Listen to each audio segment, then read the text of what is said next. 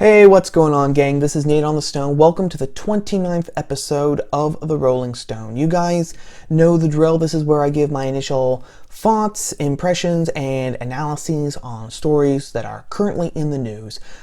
Doing things a little bit differently this week for this video, at the beginning and at the end, because I don't want to start off with a story. I want to ask you guys all for a favor, actually. In the description box, there is a link. And don't worry, it's not to a PayPal, it's not to a Patreon or anything like that. It's to a story that I found this week. And it is about Mrs., I've got to look up her name here, Sergol Sayutbai. Okay? Young woman in her 30s.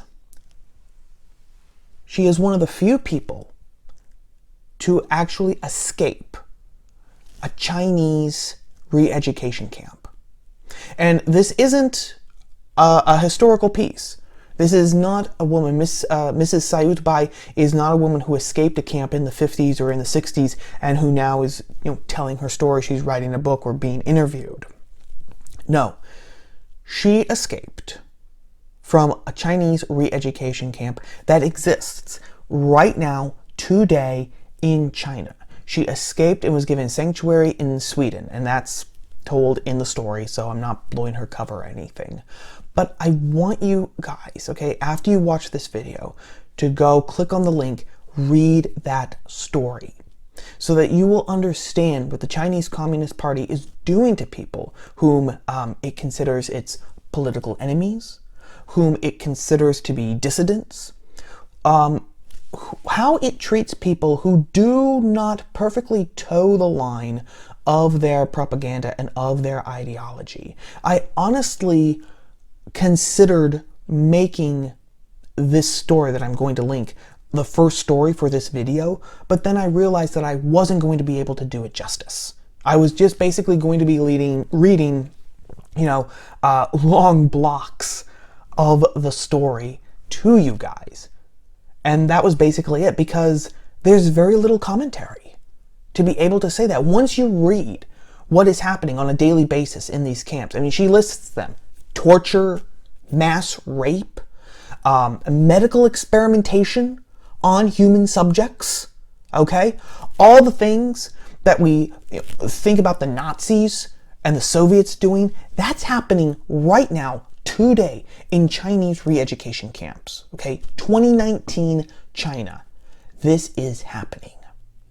And to really understand, to really get the full weight of her story, you just need to read it for yourself, okay? So I will say it again after you watch the video. Please, please go to the description box, click on the link, read her story, understand what is happening, okay, in China today. Really understand. You will have a much better appreciation for what the Hong Kong protesters are fighting against after you read her story. And I'm guessing that you're going to be even angrier than you already were, okay, against the NBA and Marriott and Blizzard and LeBron James and all these other people who are taking the side of Beijing, the Communist Party, and President Xi, than against the Hong Kong protesters or the Uyghur Muslims or the Christian communities, the Orthodox Christian communities there in China. So again, please, the link to that story is in the description box below. Okay, now that I've made my plea, we're going to get down to this week's story. The first story for this week comes from Nyack, New York. Okay, the local law firm in Nyack, New York, Friedrich, Nugent, and McCartney, they bought 2 black jack-o'-lanterns, synthetic pumpkins that were painted black, from Bed Bath & Beyond, because they were decorating their law office for Halloween, right? That's only, just about a week away now. So 'tis the season to have pumpkins and ghosts and witches up around your home and your office building, right? Now, like I said, these jack-o'-lanterns from Bed Bath & Beyond, they were synthetic. They were painted black. And then their features, the eyes, the nose, and the mouth, they were painted white. So you had the contrast. It was a classic black and white contrast for these pumpkins.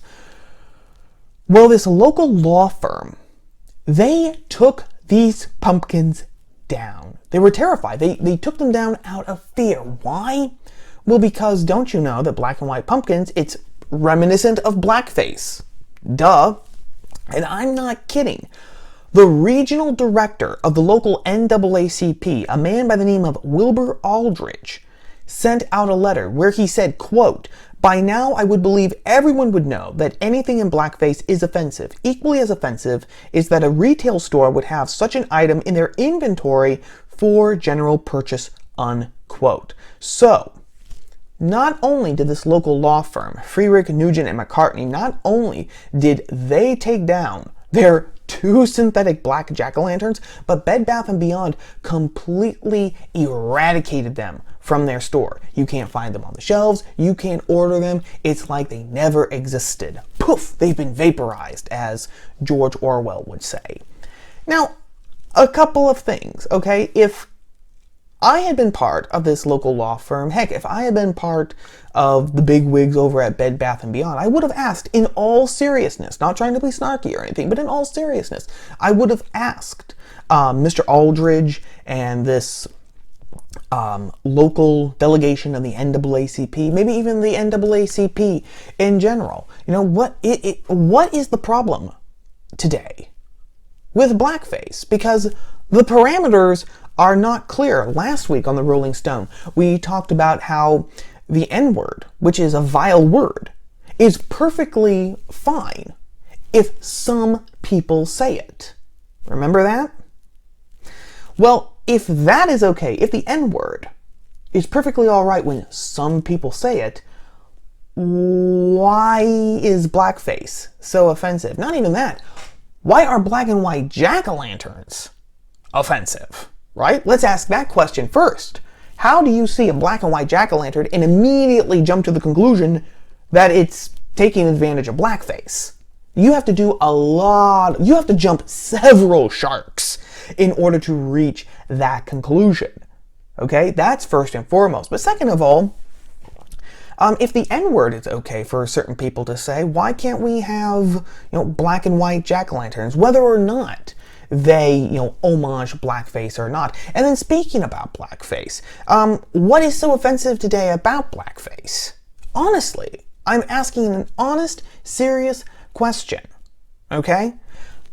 In last week's video of the Rolling Stone, I made mention that the Canadian Prime Minister, Justin Trudeau, had been caught multiple times throughout his life wearing costumes where he was actually in blackface, okay?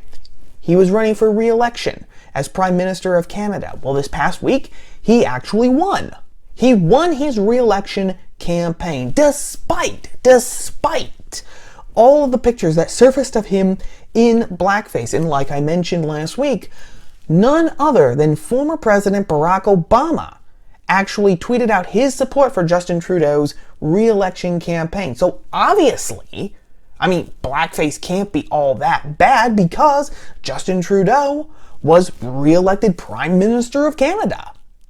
So what are the parameters here, right? Is blackface a terrible evil where even a black and white jack-o'-lantern that has nothing to do with blackface, that has to be completely scrubbed out, wiped out to prevent, people from being traumatized, to prevent people from feeling unsafe?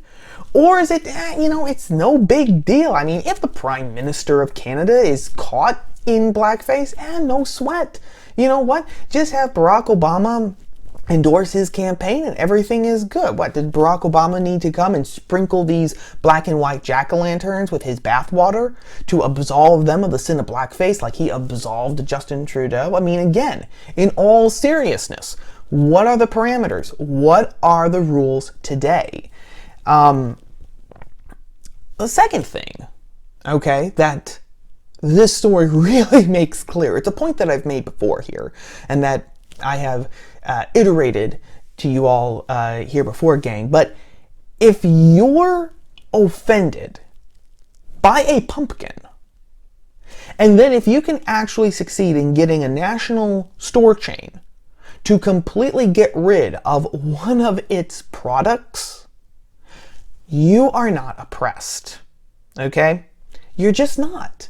If you can wield that much societal clout, that much cultural power, then you're not oppressed. Your people are not oppressed. Your group is not oppressed.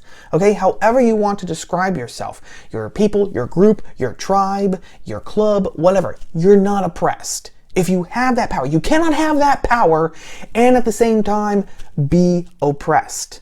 It doesn't work like that.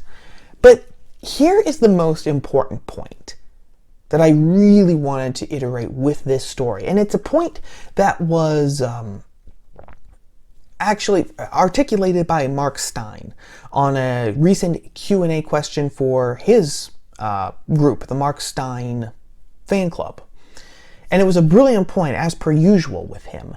But Mark Stein made this point. He said the left only goes after big game. The left, the ideologues on the left, they never waste their time with little targets. They only go after big game. Okay? So this piece, it's funny. Honestly, when you think about it, I mean, black and white jack-o'-lanterns are now racist because they're blackface. It's funny. It is hilarious. I was rolling in the aisles when I first read this story.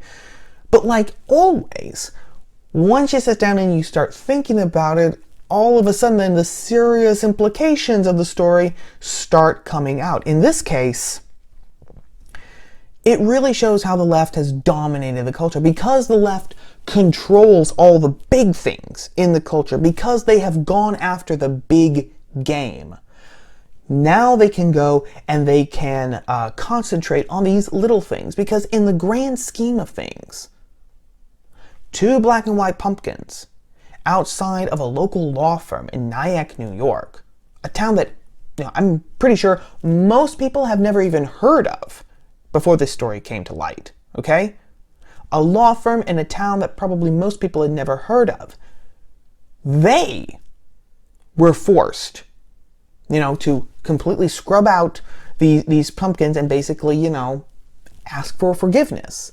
And not only that, but an entire store chain completely got rid of one of its products, okay? You can only do that when you have bagged all the big game, when you are the sheriff in town, the town in this case being the culture, because once you're in charge of the culture, then you can turn your attention to all of these little things. And just to re-emphasize that, we have our second story.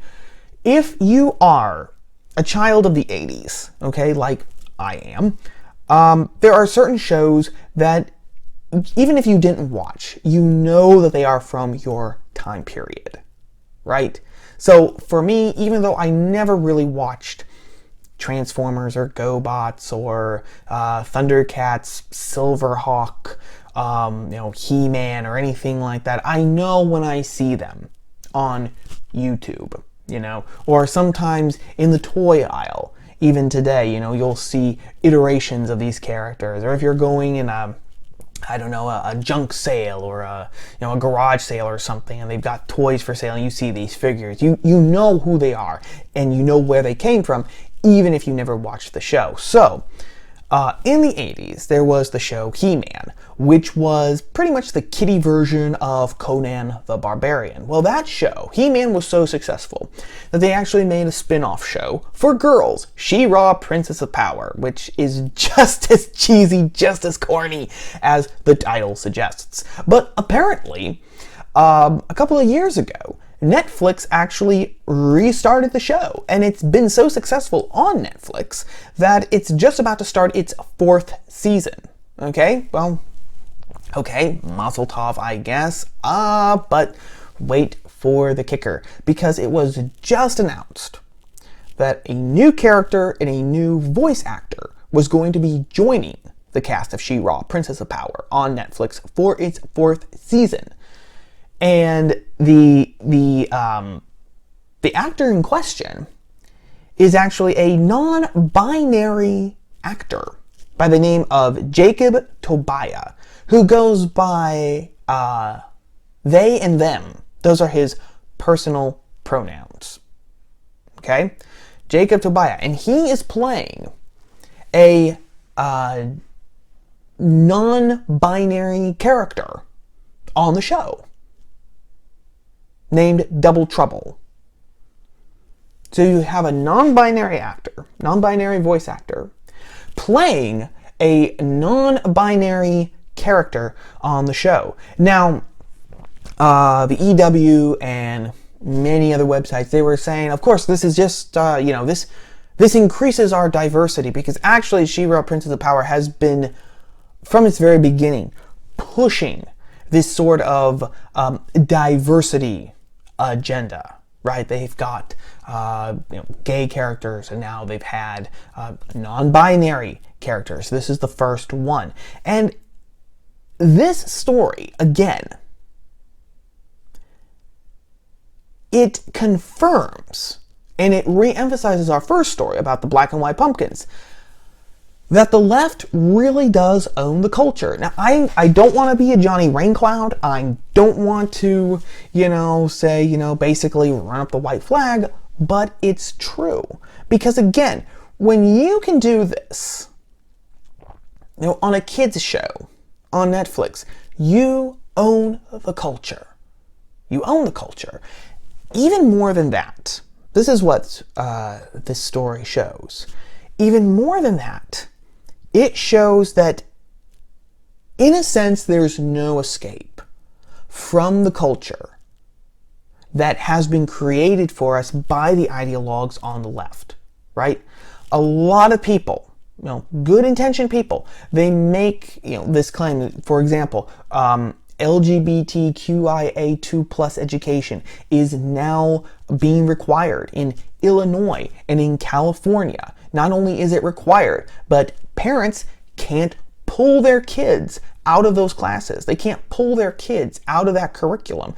Sometimes the teachers aren't even telling the parents when they're teaching it. Okay, the teachers and the teacher unions and the ideologues in the education system, they have taken over from the parents. And a lot of good, well-intentioned people have said, well, we need to, we can't let the left take over the education system. This is why we need to have constant vigilance over, local school boards. We need to pass laws, to give parents the option to pull out of these classes if what is being taught here contradicts what they believe and the values and principles that they want to put in their children. That's all fine and dandy, but it's not going to do anything, because this is now the atmosphere that we're in. If it was just the school system, sure. If it was just the education system, that might be a plausible idea. But when you turn on She-Ra Princess of Power, for your 5, 6, 7-year-old girl on Netflix after school, right? After pulling your kid out of something like this at her school because it contradicts your faith or your beliefs, right? She's getting the exact same thing, just from She-Ra Princess of Power instead of her teacher. Instead of Mrs. Appleby teaching her about non-binary people, it's going to be the character Double Trouble on She-Ra Princess of Power. And you can't escape from the culture. You can't extract yourself from the culture. You can't, unless you're willing to make major, major sacrifices. Basically become a 21st century version of a 5th century Christian monk. And basically just go out into the woods or into the mountains or into the desert and just set up a home or a village. And get rid of basically say goodbye to all modern luxuries, especially that are offered by the digital age. Okay? And this actually leads us to our third story this week, which is not even really a story. Yeah, all three of our stories kind of connect and align again this week, gang. It's my reaction to a tweet that I saw this past week. So, like I mentioned in our first story, Justin Trudeau, he won re-election as Prime Minister of Canada. A lot of conservatives, people who identify as conservative or people on the right in Canada, were justifiably disappointed. And this past week, I saw a tweet from Lauren Chen, formerly the Roaming Millennial, actually talking about this, because apparently once it was confirmed that Trudeau had won re-election with a minority government, because Canada is a parliamentary system, unlike us, so Justin Trudeau and his Liberal Party won, but they are what is called in a parliamentary system a minority party, meaning they didn't win enough seats in the Canadian Parliament to actually have a majority, which means that Trudeau and his Liberal Party is going to have to basically wheel and deal with other parties to form a coalition government, an alliance, to get his agenda through the Canadian legal system, okay? A lot of people, after they found out, a lot of people in Canada, after they found out that Justin Trudeau had been re-elected, there was talk about some of the provinces in Canada succeeding. For example, I believe Alberta was one of them, because Alberta is much more conservative, right, than other provinces in Canada. And Lauren Chen was saying, if these provinces, if Quebec wants to separate from Canada and become its own country, they should be able to. If Alberta wants to do the same thing, that's fine. And she made an interesting point. She said, everyone, why do we think that countries have to exist the way that they've always existed? Is it just because, well, that's the way that it's always been? And she said, countries rise, countries fall. This is the cycle of history. And if these provinces want to separate, if basically Canada does dissolve, then that's fine and dandy.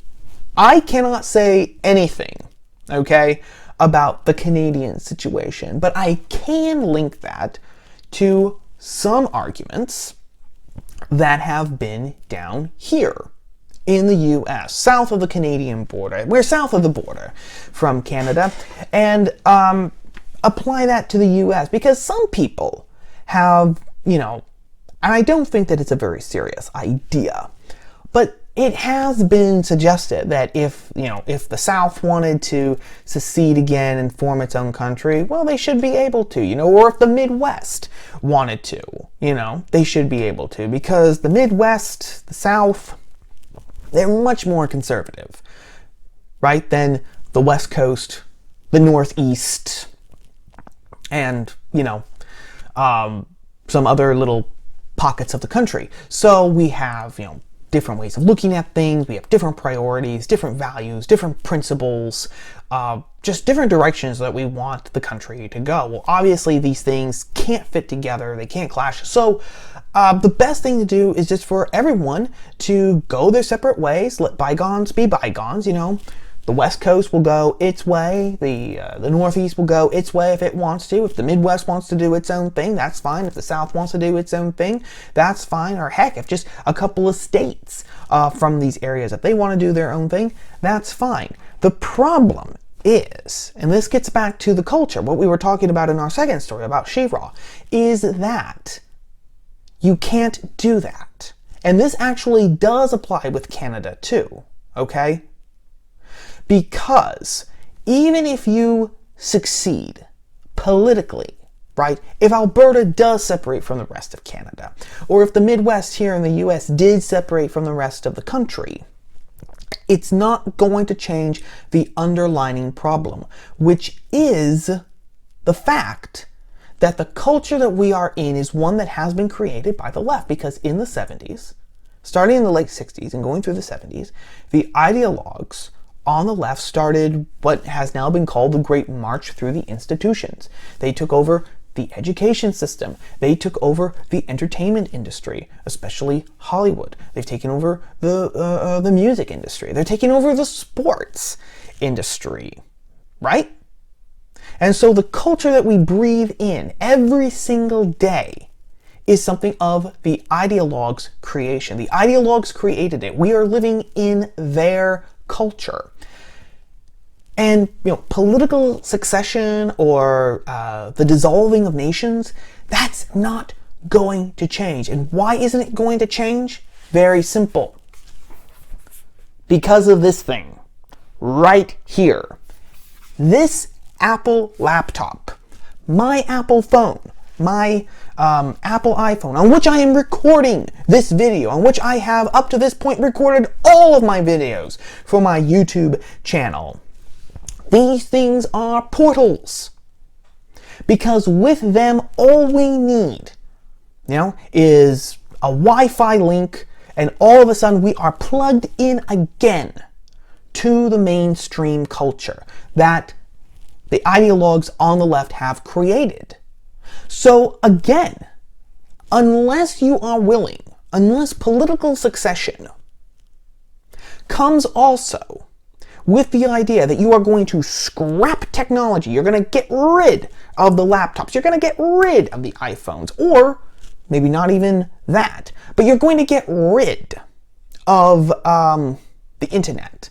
Or you know what? You're going to get rid of the mainstream culture, because you're going to block all of these different sites. You're going to create your own virtual culture. Unless you have that sort of a commitment, political succession is not going to work, because every time people get on their laptops, every time people get onto their phones, every time they watch a show on Netflix, right? They watch a movie in the theater, more often than not. They listen to songs. They are going to be absorbing the culture that the left created, right? Because again, when She-Ra, Princess of Power on Netflix, about to start its 4th season, when it gives you the same sort of gender education or sexual education that public schools in Illinois and California are now making mandatory for their students, right? Then it doesn't matter what political boundaries you put up, right?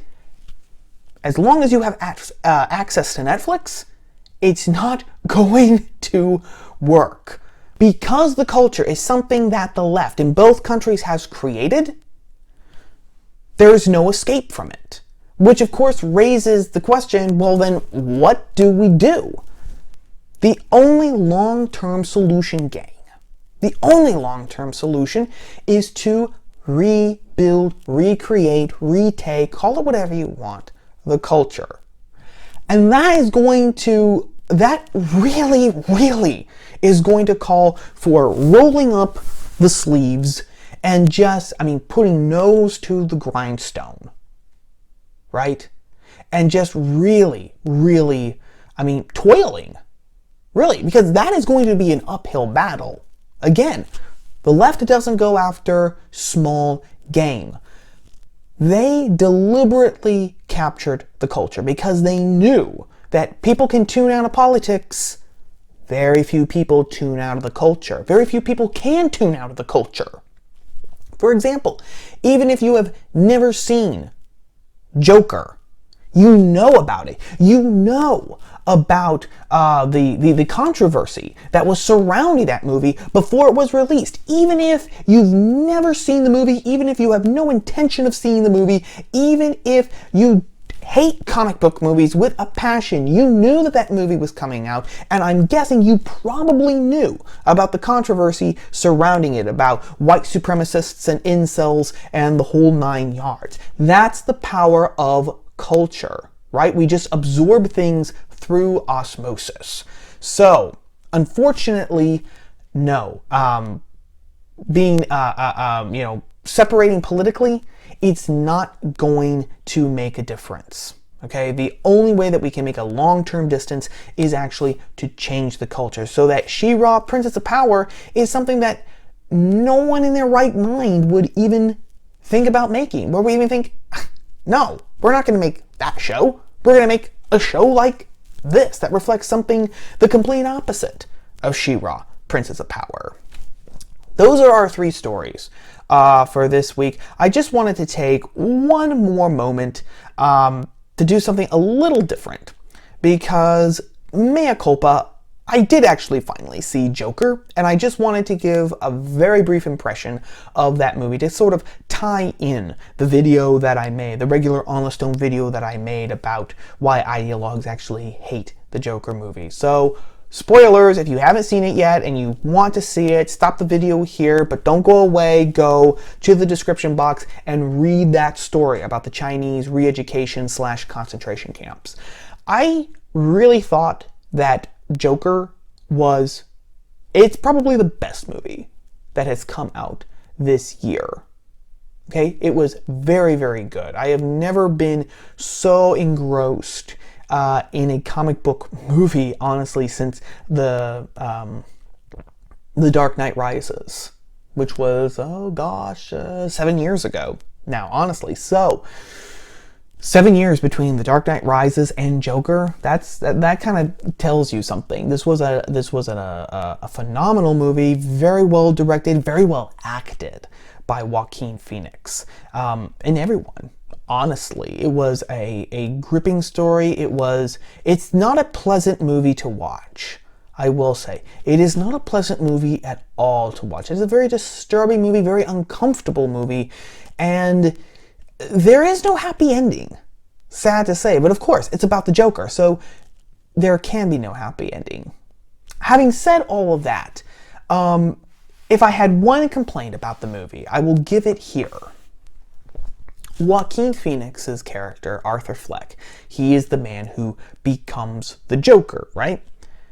I was expecting for him to have this transformation where he starts off as Arthur Fleck, and then because he continually has bad days, he becomes the Joker. He already is not quite all there upstairs, and finally, just one too many things, and he snaps. I unfortunately never got that feeling. This is the one flaw. Again, Joaquin Phoenix did a terrific job. But at the end, at the climax, when I was watching him, and he's all dressed up as the Joker now. He's got the grease paint on. He's in the suit. He looks like the Joker. He really honestly looks like the Joker that Neil Adams would have drawn in the 70s with Denny O'Neil. He really honestly looks like he just stepped out of the comic books. But that's as far as it goes because his character doesn't change. Honestly, we definitely see him become a homicidal killer. We definitely see that. But we don't see him. I never got the feeling that this man could become a criminal mastermind. I never got the feeling, too, that this man could be funny. Because he isn't. Arthur Fleck, he's a man who wants to become a stand-up comedian, and unfortunately, he doesn't realize that he's not funny. All the jokes that he tries to tell fall flat, right? They're not jokes. He thinks that they're funny, but they're not funny. The Joker has to be funny on some level. It can be warped humor, it's twisted humor, it's perverted humor, but it is humor nonetheless. I'm thinking of Heath Ledger again in the scene where he's with the mob bosses and he says, the suit isn't cheap, you should know, you bought it. Just little jokes like that when he sees Rachel Dawes for the first time, Maggie Gyllenhaal at Bruce Wayne's penthouse, and he's like, well, hello, beautiful. Things like that. It's disturbing as all get out, but at the same time, it is funny. I never got that feeling from Joaquin Phoenix. And I think that was maybe with the script that he wasn't written like that, the script did not show that evolution in his character, and maybe with the direction, which is the only critique of the direction that I will have, and of the director Todd Phillips, because aside from that, it was a wonderfully directed movie. But anyway, those are just a few of my thoughts on Joker. We'll see. It did amazingly well. I would not be surprised if Warner Brothers greenlit a sequel, so it's going to be interesting to see what they do with that. And it's just, I'll be honest, it's just really nice to see that the MCU has competition now. I thought Marvel was getting just a little too big for its shoes, so it's nice for them to actually have to work and sweat at it again. But I have been talking for way too long, guys, so I will sign off as I always do. on these videos by saying Happy Friday, and I will see you all on Tuesday. Ciao.